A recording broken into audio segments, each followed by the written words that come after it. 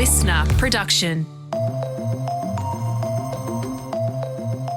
Hey, Tara Cassidy with you, and welcome to The Briefing. When artists speak out on global issues, who gets to draw the line on what's acceptable and what's not? The question comes as punk rap duo Bob Vylan and Irish rap group Kneecap are under criminal investigation over their performances at Glastonbury. If you're going to broadcast a festival like Glastonbury, you either take it or leave it, rather than pick and choose who you think is appropriate because of their political views. So what does this level of scrutiny say about artistic expression and the legal implications of political speech on stage? That's coming up in the second half of this episode. First though, let's get into the headlines with Chris Spiru. It's Wednesday, the 2nd of July. Hey Tara, and to you listening, a heads up, we're starting this morning with a heavy story. Victoria will strengthen its child safety laws after police charged a Melbourne childcare worker with 70 sex abuse offences. 26-year-old Joshua Brown's accused of committing the acts against 8 children while working at Creative Garden Early Learning Centre between 2022 and 2023, with his alleged victims between 5 months and 2 years old. It's understood Brown has worked at 20 different centres in the state, with police now also investigating another alleged case in Essendon. 1,200 children have also been sent for infectious disease testing out of precaution.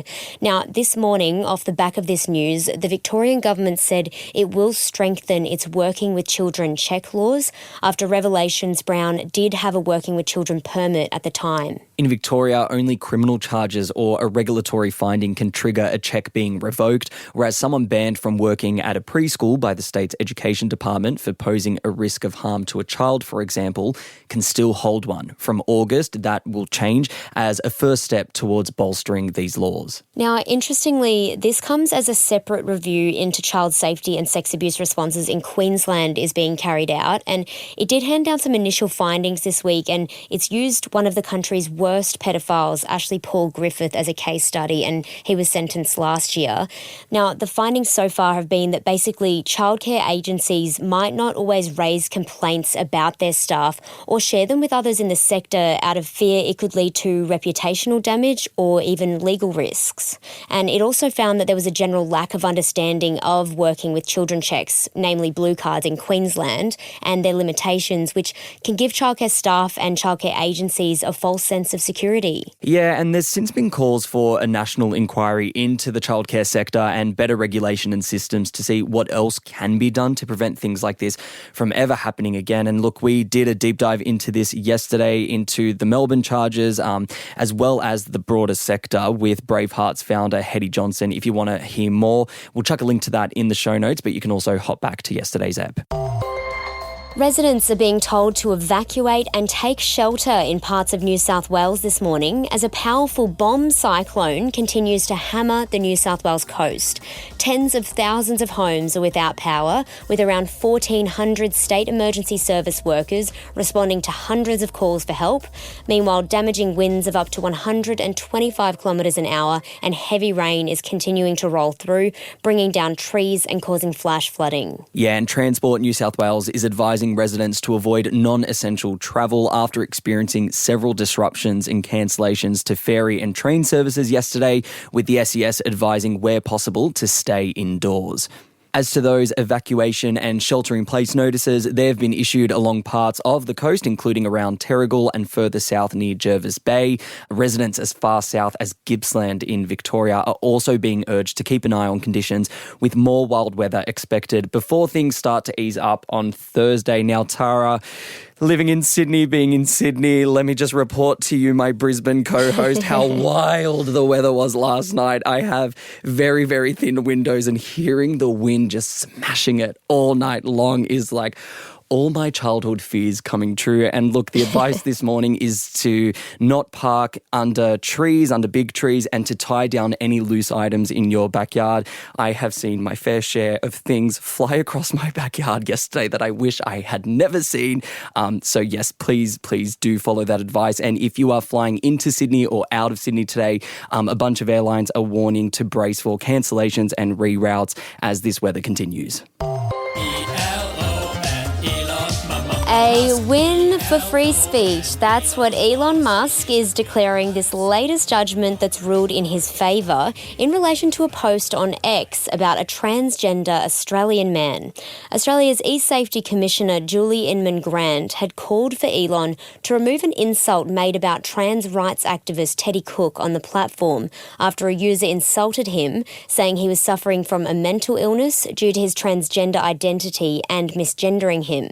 X originally hid the post after the eSafety Commissioner ordered it, but later appealed against the move and won. In the ruling handed down this week, the Aussie Tribunal stated it wasn't convinced the post met the definition of cyber abuse material targeted at an Australian adult, or that there was proof the poster intended to cause serious harm to Teddy Cook. The eSafety Commissioner's decision to have X remove the post has since been set aside. Yeah, and in a statement, X's lawyer, Justin Quill, has since labelled the move an overreach by the Commissioner to begin with and a politically motivated attempt to moderate what Australians should and shouldn't hear from the outside world. And the Commissioner's office has spoken since. It says, look, it welcomes the decision and it will continue to take protecting Aussies from online harm seriously.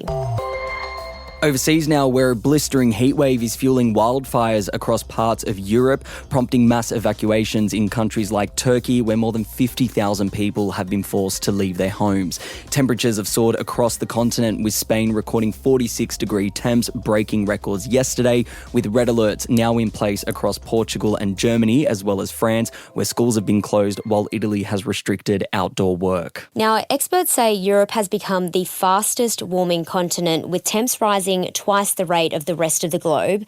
In welcome news, though, cooler conditions have swept parts of London, where temps soared to 32 degrees earlier in the week, with tennis fans experiencing the hottest start to Wimbledon on record on Monday, Chris. Yeah, and while we're talking about Wimbledon, so far 4 Aussies have advanced through to round 2 of the tournament, including Jordan Thompson, Alexander Vukic, Rinky Hijikata, and of course the demon Alex de Minaur.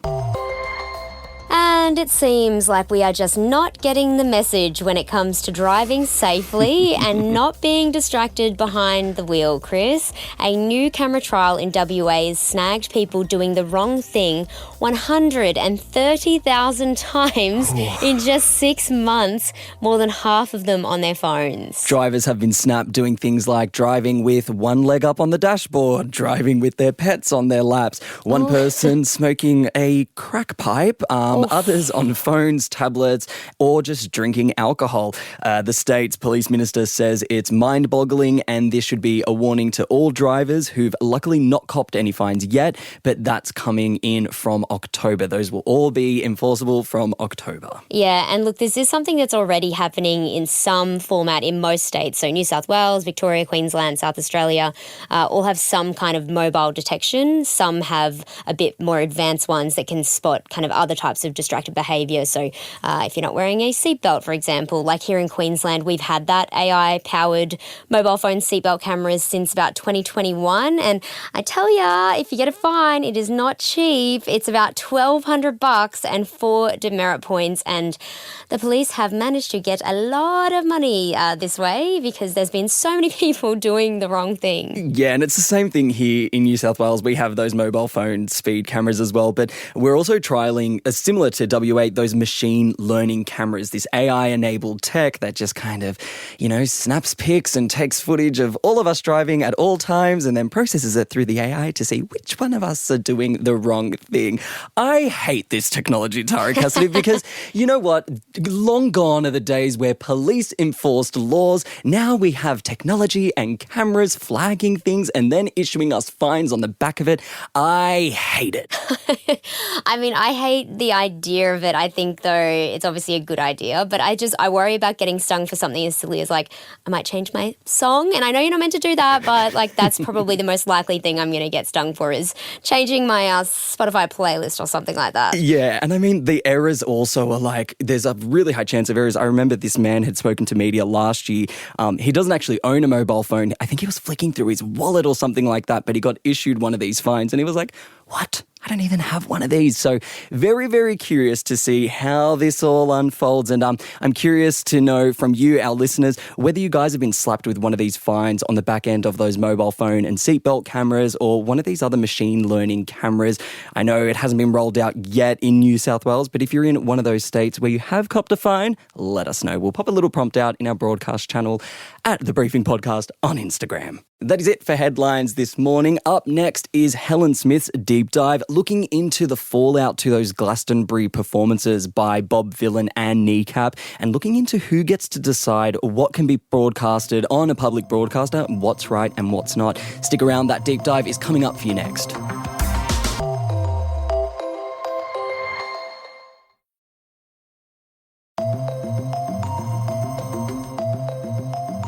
What's the responsibility of a public broadcaster when it comes to artists voicing their opinions on global issues? And where's the line when it comes to the criminalisation of musicians for what they say? British punk rap duo Bob Vylan had their US visas revoked and are being investigated by UK police after their vocalist encouraged the crowd at Glastonbury to chant this. Death, death to the IDF! Death, death to the IDF! And even before the festival, the music group Kneecap, who were pro-Palestine, was told their performance would not be broadcast live, with politicians and music industry officials petitioning for them to be dropped from the lineup completely, after a group member was charged with a terrorism offence for allegedly displaying a Hezbollah flag at a gig last year, which he denies. Screaming, free, free! Palestine! Free, free! Glastonbury, I'm so proud of you. Both groups are under criminal investigation for public order incidents over their performances at Glastonbury. But protests in live music is nothing new. Think Woodstock or artists like Bob Marley, Sinead O'Connor. So what sets this apart from them? Dr. Murray Lee is a professor of criminology at the University of Sydney.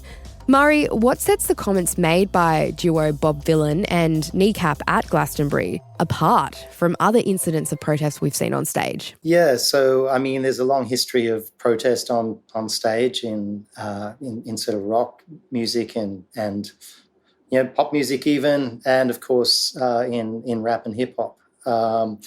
And you know, what we really saw at Glastonbury was an example of that. I guess what's different is there seems to be certainly increased sensitivity over what's going on in Israel and the Gaza Strip, and the actions of the Israeli government and the IDF. Seems to be an increased sort of sensitivity around those issues about who should and shouldn't be able to comment upon those. But also we see a bit of a difference in as much as Glastonbury now has become such a big event. It's now broadcast on the BBC. And so the comments that artists make, you know, before and after shows or on stage, and, you know, there was a whole lot of furore about Neil Young, whether he was going to appear on the BBC as part of it. There was a whole lot of furore around Rod Stewart supporting Nigel Farage. So there was a whole lot of stuff around the festival even before these comments. So there are increased sensitivities, and because it's broadcast on, you know, the national broadcaster on the BBC, it seems like everybody has a position on these things. Touching on that, most festivals aren't broadcasted live on a national broadcaster, and the BBC has come under some fire for vetting processes, some people are calling. This comes as it was confirmed that the BBC was not going to broadcast Kneecap live, which some people have called censorship. Is that true? You know, it seems to me that if you're going to broadcast a festival like Glastonbury, you either take it or leave it, rather than pick and choose who you think is appropriate because of their political views. Certainly, you know, Kneecap, of course, have courted controversy right from the start of their career. So it's likely that they're going to say controversial there, something controversial. Their views on Palestine are well understood, and so it's not surprising that they would say something about that. To me, this comes down to, you know, picking and choosing the acts that we like, that we think are going to be acceptable. And, you know, personally, I think it's take or leave the whole festival. Yeah, and then on the back of that, the duo Bob Vylan was broadcast live. Do you think the BBC expected their performance? I doubt they expected their performance. They were probably caught off guard, and Bob Vylan probably decided to do what they did in part in protest about Kneecap not being allowed to go live on the BBC as well. So, I suspect there's a number of events that led to that. And it becomes I guess a backdoor way of having the protests go ahead in the way Kneecap probably would have wanted it to. Let's talk about some of the language and the comments that were made, one of them being death to the IDF.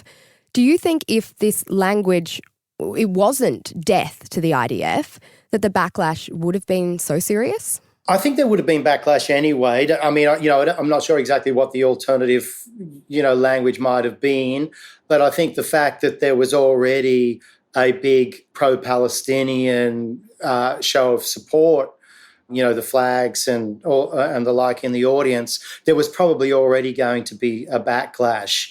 This, I guess, gave those who would like to make a big thing out of this more ammunition than they might have had otherwise, suggesting that these are sort of death threats, that it's hate language and all the rest of it. So it was designed to make a point, and make a point it did, but it's certainly given ammunition for those who are against the Palestinian cause, let's say, to kind of push harder for perhaps legal action and the like.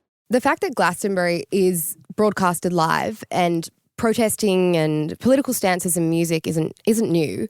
Do you think it's acceptable to expect artists not to say anything political on such a world stage that is being broadcast to millions of people? No, I don't. I don't think it's acceptable for them, to be told not to say anything political. I think, they have a right to speak out like anybody else within the legal framework of free speech as we kind of understand it. We know there are always limits to that, but surely they must be allowed to express their views, particularly, if we think about rappers, it's all about expression of views. It's all about authenticity. It's all about, where they came from, fighting against the system. This is what a lot of hip hop comes from, particularly within Black marginalised communities, and going back to its beginnings in New York, Chicago, and sort of London and the like. This is where it comes from, and it's based on forms of protest, whether overt or not so overt. When it comes to the criminalisation of musicians and slapping visa cancellations or legal investigations in this case, we've seen artists speak out about pro-Palestine or use words like genocide and Zionist in performances. In this case, death to the IDF. Where is the line? Is this the line of this is what it takes to have criminal conduct follow? Surely they were pushing the line to kind of see where it was in a way. I mean, it's one thing to have a visa cancelled, and there's a bit more sort of discretion around a state's sovereignty as to who they decide to let into the country or not, based on whether the person is seen as a good person, a good citizen that can be allowed in or not. That's perhaps a little bit easier, and we've seen visas cancelled at various times for people who have spoken out about things. And that's not to say I'm thinking that should happen in this case, but I can see how that is an easy way to stop somebody speaking out and stop somebody saying things that you don't want on your kind of sovereign turf, as it were. The other issue of then sort of, applying hate laws or hate speech laws or incitement of violence laws to a case where they're calling or they're saying, I shouldn't say they're calling for, because I think that's another step again. I think they're, saying the death to the IDF chant was making a political point. Is that the vilification of, a particular social group in the way that many of those laws were meant to apply? I don't think so. but it's certainly pushing that boundary, and I guess there could be a grey area around how some of those laws might apply to something like, if we're talking about the IDF as a group, or can the point be made that expands out and it's actually about Israelis or it's about Jews? I wouldn't think so, but and certainly I don't think that's the purpose of the laws. But then policing strategies and political strategies around these laws often push them further than what was meant by the passing of the law in the first place. Bringing it back now to Australia and some of those laws you just talked about with criminalisation of music acts, we saw not a similar thing, but with the Sydney drill group 1-4 being, some would say, targeted by Australia's police, by our law enforcement, for their performances for inciting violence. Could something that we've seen in the Glastonbury, could something like that play out in Australia? I think it could if there was the same sort of coverage. I think it's interesting with 1-4. There was a really consistent attempt by police and the New South Wales police in particular to really vilify 1-4 and make a moral panic out of drill music that would have these sort of further reverberations in the community, and in particular to try and connect drill artists with gang crime, gang activity, recruitment of young people to gangs and all of that kind of stuff. The attempt to sort of make a panic out of that has largely failed, I think. People just haven't seen that as much as they might not particularly like these rappers if they hear them, they don't hear them enough or haven't seen enough of them to think that there's a broader threat to public safety, I think. And so that moral panic really never kind of took on. Nonetheless, police tried in, lots of different ways to sort of shut down 1-4 from playing. And that's still a continuing thing, mainly in New South Wales. In the rest of Australia, that seems to have kind of loosened up a little bit, but certainly in New South Wales and certainly around Sydney, police are still doing what they can to stop the group performing on the basis of this sort of inciting violence idea.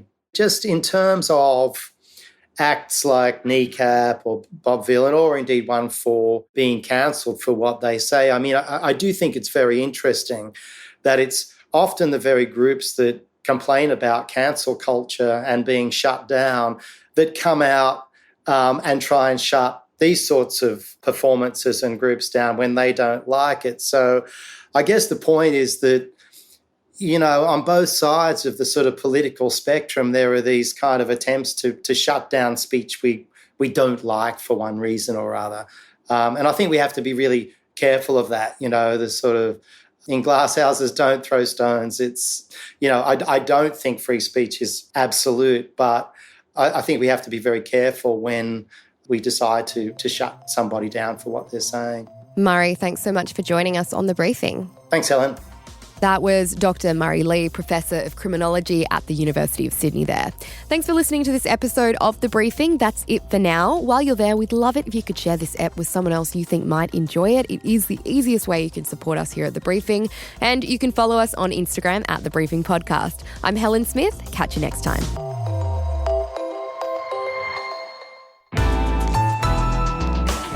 Listener.